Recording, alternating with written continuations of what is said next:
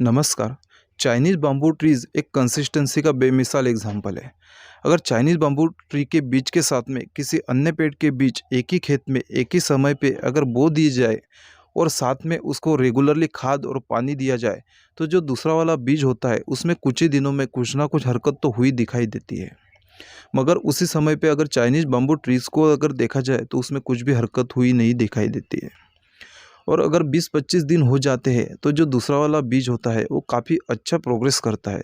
मगर उसी समय पे भी अगर देखा जाए तो चाइनीज़ बाम्बू ट्रीज़ में कुछ भी हरकत नहीं होती है। और एक 6-7 मंथ का पीरियड जाता है, तब अगर देखा जाए तो जो दूसरा वाला पेड़ होता है ना, उसमें काफ़ी अच्छा प्रोग्रेस होता है। मगर उसी समय पे भी अगर देखा जाए तो चाइनीज़ बाम्बू ट्री ज़मीन के ऊपर भी नहीं आता है। और जब 5 साल हो जाते हैं तो जो दूसरा वाला बीज होता है ना, वो काफ़ी अच्छा बड़ा पेड़ बन जाता है। मगर उसी समय पे भी अगर देखा जाए तो जो चाइनीज़ बाम्बू ट्रीज़ जो होता है उसमें कुछ भी हरकत नहीं होती है और ज़मीन के ऊपर भी नहीं आता है। मगर जब 5 साल पूरे होते हैं तो कुछ ही मंथ के बाद में उसमें छोटा-सा अंकुरन आता है, थोड़ा बहुत हरा-भरा दिखता है और उसके बाद उसी टाइम से अगर देखा जाए तो सिर्फ 90 दिन में वो इतना बड़ा होता है, इतना बड़ा होता है कि उसके आगे जो दूसरे वाले जो पेड़ होते वो आस-पास भी नहीं होते। इस स्टोरी से अगर देखा जाए, स्टोरी नहीं है, एक चाइनीज़ बम्बू ट्रीज़ की अगर देखा जाए तो रूटीन और रियल लाइफ है। उसमें अगर देखा जाए तो जो चाइनीज़ बाम्बू ट्रीज़ होता है वो बढ़ता नहीं, ऐसी बात नहीं है, वो बढ़ता है मगर हमको दिखाई नहीं देता है क्योंकि वो ज़मीन के नीचे बढ़ता है।